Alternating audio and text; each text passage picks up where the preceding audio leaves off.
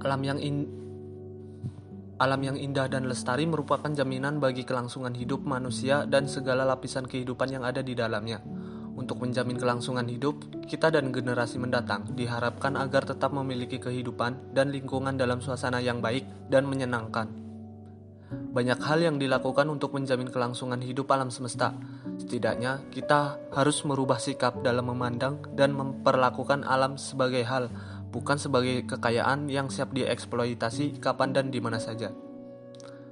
Di samping itu, dalam menjalani kehidupannya, manusia tidak pernah lepas dari hal-hal yang berhubungan dengan tempat di mana ia tinggal dalam kehidupan sehari-hari. Bagi manusia, kebutuhan akan tempat tinggal merupakan kebutuhan dasar, di samping kebutuhan pangan dan sandang. Oleh karena itu, dibutuhkan pengembangan dalam pemukiman. Namun, dalam prosesnya, pengembangan pemukiman ini tentu dapat membuat kehidupan lingkungan menjadi terganggu. Oleh karena itu, video ini akan membahas bagaimana sikap manusia yang seharusnya dalam memperlakukan alam, seiring dengan pengembangan pemukiman. Etika lingkungan hidup. Sikap dan perilaku seseorang terhadap sesuatu sangat ditentukan oleh bagaimana pandangan seseorang terhadap sesuatu itu. Manusia memiliki pandangan tertentu terhadap alam, di mana pandangan itu telah menjadi landasan bagi tindakan dan perilaku manusia terhadap alam. Pandangan tersebut dibagi dalam 3 teori utama. Ketiga teori ini dikenal juga sebagai antroposentrisme, biosentrisme, dan ekosentrisme.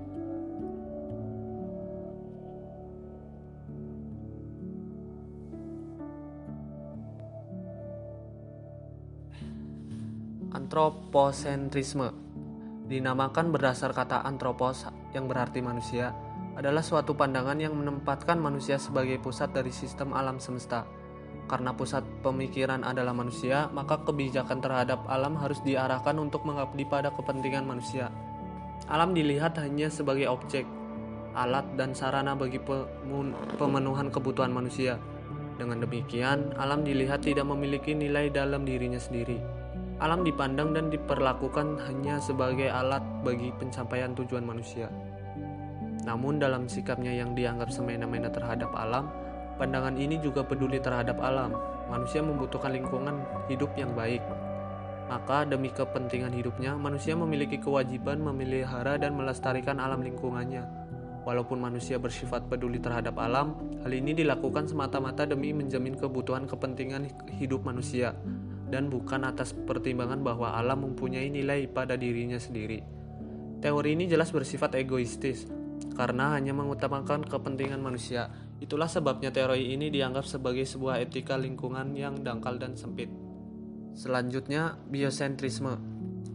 Biosentrisme adalah suatu pandangan yang menempatkan alam sebagai yang mempunyai nilai dalam dirinya sendiri, lepas dari kepentingan manusia. Dengan demikian, biosentrisme menolak teori antroposentrisme yang menyatakan bahwa hanya manusialah yang mempunyai nilai dalam dirinya sendiri. Teori biosentrisme berpandangan bahwa makhluk hidup bukan hanya manusia saja. Pandangan biosentrisme mendasarkan kehidupan sebagai pusat perhatian, maka kehidupan setiap makhluk di bumi ini patut dihargai, sehingga harus dilindungi dan diselamatkan. Biosentrisme melihat alam dan seluruh isinya memiliki harkat dan nilai dalam dirinya sendiri. Alam memiliki nilai justru karena ada kehidupan yang terkandung di dalamnya. Manusia hanya dilihat sebagai salah satu bagian saja dari seluruh kehidupan yang ada di muka bumi, dan bukanlah merupakan pusat dari seluruh alam semesta. Maka secara biologis manusia tidak ada bedanya dengan makhluk hidup lainnya. Selanjutnya ada ekosentrisme. Pandangan ini didasarkan pada pemahaman bahwa secara ekologis, baik makhluk hidup maupun benda-benda abiotik saling terkait satu sama lain. Air di sungai yang termasuk abiotik sangat menentukan bagi kehidupan yang ada di dalamnya. Udara walaupun tidak termasuk makhluk hidup, namun sangat menentukan bagi kelangsungan seluruh makhluk hidup. Jadi ekosentrisme selain sejalan dengan biosentrisme, di mana kedua-duanya sama-sama menentang teori antroposentrisme, juga mencakup komunitas yang lebih luas, yakni komunitas ekologi seluruhnya. Ini menyangkut suatu pengakuan bahwa hak hidup dan berkembang untuk semua makhluk hidup, baik hayati maupun non-hayati, adalah sebuah hak yang universal dan tidak bisa diabaikan. Oleh karena itu, dapat disampaikan beberapa prinsip yang relevan untuk lingkungan hidup. Prinsip-prinsip ini yang dilatar belakangi oleh krisis ekologi yang bersumber pada cara pandang dan perilaku manusia.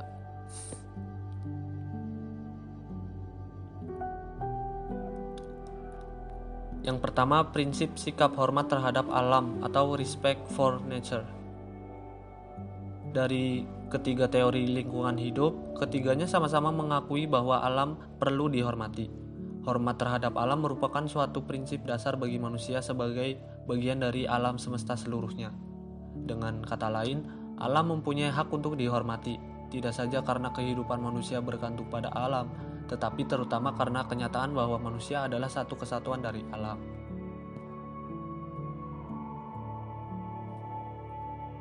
Yang kedua, prinsip tanggung jawab atau moral responsibility for nature. Setiap bagian dan benda di alam semesta ini diciptakan oleh Tuhan dengan tujuannya masing-masing, terlepas dari apakah tujuan itu untuk kepentingan manusia atau tidak. Oleh karena itu, manusia sebagai bagian dari alam semesta bertanggung jawab pula untuk menjaganya. Prinsip ini menuntut manusia untuk mengambil usaha, kebijakan, dan tindakan bersama secara nyata untuk menjaga alam semesta dengan segala isinya. Itu berarti kelestarian dan kerusakan alam semesta merupakan tanggung jawab bersama seluruh umat manusia. Wujud konkretnya, semua orang harus bisa bekerja sama, bahu-membahu untuk menjaga dan melestarikan alam, dan mencegah serta memulihkan kerusakan alam dan segala isinya. Hal ini juga akan terwujud dalam bentuk mengingatkan, melarang, dan menghukum siapa saja yang secara sengaja ataupun tidak sengaja merusak dan membahayakan keberadaan alam.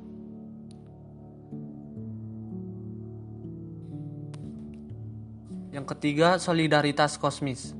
Terkait dengan kedua prinsip tersebut, yakni prinsip solidaritas, prinsip ini terbentuk dari kenyataan bahwa manusia adalah bagian dari alam semesta. Oleh karena itu, manusia mempunyai kedudukan yang sejajar dengan alam, maka akan membangkitkan perasaan solider, perasaan sepenanggungan dengan alam dan dengan sesama makhluk hidup lain. Manusia lalu bisa merasakan apa yang dirasakan oleh makhluk hidup lain. Manusia bisa merasakan sedih dan sakit ketika berhadapan dengan kenyataan memilukan betapa rusak dan punahnya makhluk hidup tertentu. Ia ikut merasa apa yang terjadi di alam karena ia merasa satu dengan alam. Prinsip ini mendorong manusia untuk menyelamatkan lingkungan dan semua kehidupan yang ada di alam semesta. Prinsip ini juga mencegah manusia untuk tidak merusak dan mencemari alam dan seluruh kehidupan di dalamnya. Prinsip ini berfungsi sebagai pengendali moral, yakni untuk mengontrol perilaku manusia dalam batas-batas keseimbangan kehidupan. Keempat, prinsip kasih sayang dan kepedulian terhadap alam atau caring for nature.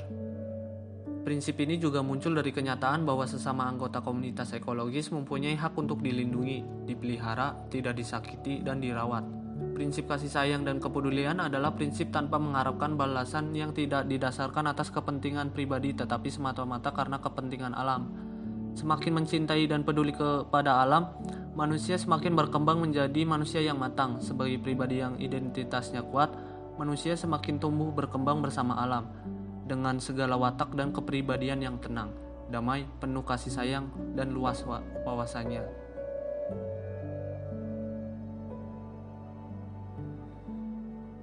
Yang kelima, prinsip no harm.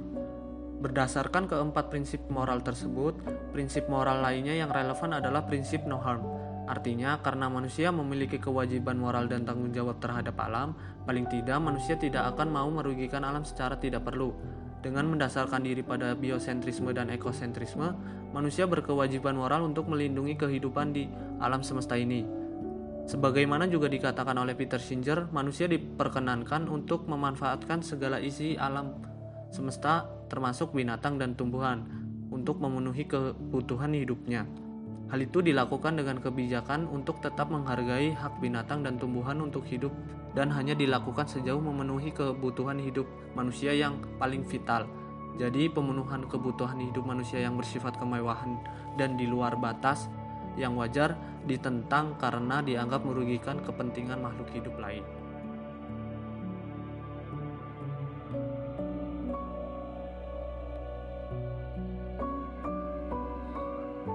Yang keenam, prinsip hidup sederhana dan selaras dengan alam. Yang dimaksudkan dalam prinsip moral hidup sederhana dan selaras dengan alam adalah kualitas cara hidup yang baik. Yang ditekankan adalah tidak rakus dan tidak tamak dalam mengumpulkan harta dan memiliki sebanyak-banyaknya. Prinsip ini penting karena krisis ekologis sejauh ini terjadi karena pandangan antroposentrisme yang hanya melihat alam sebagai objek eksploitasi dan pemuas kepentingan hidup manusia. Selain itu, pola dan gaya hidup manusia modern konsumtif, tamak dan rakus tentu saja tidak berarti bahwa manusia tidak boleh memanfaatkan alam untuk kepentingannya. Kalau manusia memahami dirinya sebagai bagian integral dari alam, ia harus memanfaatkan alam itu secara secukupnya. Ini berarti pola konsumtif dan produksi manusia modern harus dibatasi. Harus ada titik batas untuk bisa ditolerir oleh alam.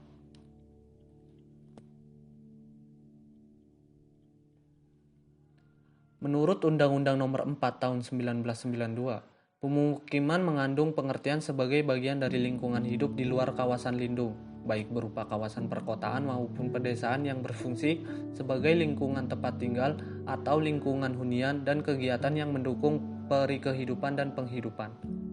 Apabila dikaji dari segi makna, pemukiman berasal dari terjemahan kata human settlements yang mengandung pengertian suatu proses bermukim.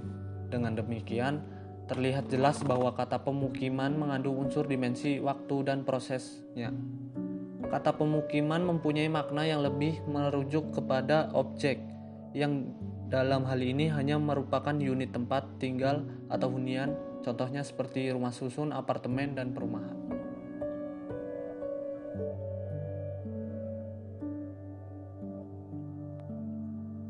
Tingkatan kebutuhan manusia terhadap hunian dapat dikategorikan sebagai berikut. Yang pertama, survival needs. Tingkat kebutuhan yang paling dasar ini merupakan kebutuhan yang harus dipenuhi pertama kali. Pada tingkatan ini, hunian merupakan untuk menjunjung keselamatan hidup manusia. Yang kedua, safety and security needs. Kebutuhan terhadap keselamatan dan keamanan yang ada pada tingkat berikutnya ini terkait dengan keselamatan dari kecelakaan, keutuhan anggota badan, serta hak milik. Dan yang ketiga, application need. Pada tingkatan ini, hunian merupakan sarana agar dapat diakui sebagai anggota dalam golongan tertentu.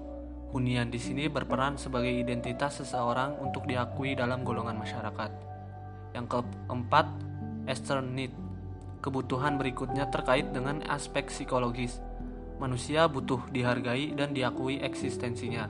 Terkait dengan hal ini, hunian merupakan sarana untuk mendapatkan pengakuan atas jati dirinya dari masyarakat dan lingkungan sekitarnya. Yang kelima, cognitive and aesthetic need. Pada tingkatan ini, produk hunian tidak hanya sekedar untuk digunakan tetapi juga dapat memberi dampak kenikmatan, misalnya dinikmati secara visual pada lingkungan sekitarnya.